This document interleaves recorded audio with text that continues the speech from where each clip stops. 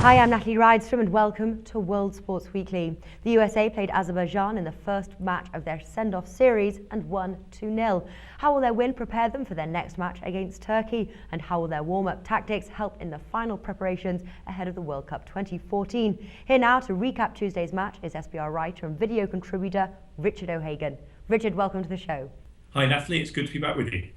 Now, USA's performance probably left more questions unanswered than answered when it comes to assessing their chances in the upcoming World Cup finals. Can you expand on this for us? Well, Natalie, it's a difficult time for the USA. Obviously, Jurgen Klinsmann has made this really big decision to leave out Landon Donovan from the World Cup 23. So now everything they do is going to be really closely scrutinised. And what we found out in this game was that they lack a bit of attacking edge, that they don't seem to really know what to do when a team comes out solely to defend against them, and that having taken Donovan out, losing Clint Dempsey to injury as well before that game, it really deprived them of a bit of creativity, a bit of spark in the middle of the field.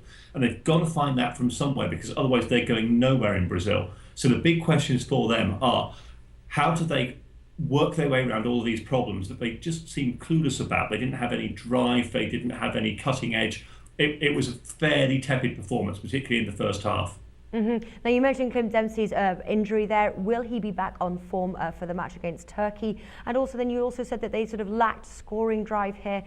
Is there a way that they can turn this around and maybe we see more goals from them in the future? I think they've definitely got to work on that. I mean, one of the issues they've got is having left people like Donovan out, having Dempsey out injured. They're relying on people like Josie Altidore, who scored almost no goals for a year now. So they've really got to find a way of getting him into the game, because when he's on form, that guy can score goals.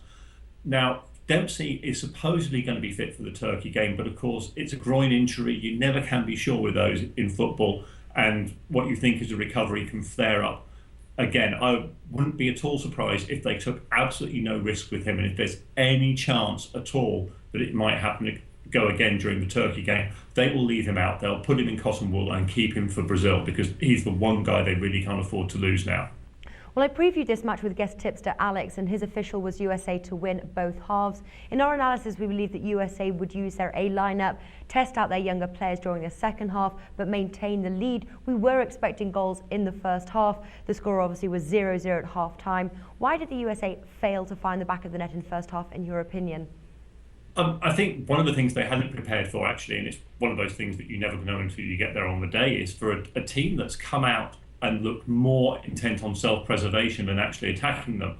And Azerbaijan often had 10 players behind the ball, which is not necessarily going to be a problem they're going to find in Brazil, where they're going to be the underdogs and people are going to be expecting to come at them.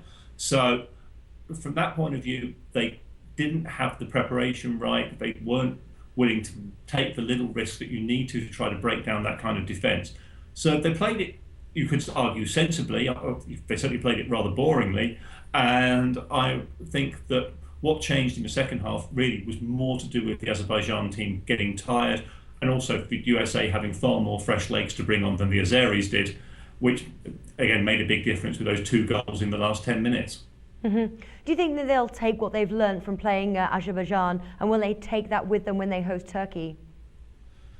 I certainly would hope so. Turkey are going to be a stronger team, and I think the USA are going to have to play with a little more dynamism, a little bit more energy. They really need to step up the pace, partly because they're going to have to get used to playing at pace in heat anyway, and a warm Tampa evening will do them the world of good from that point of view. But also, Turkey do have some really good players in their team, and they're going to have to be neutralised if the USA are going to get anything from that game.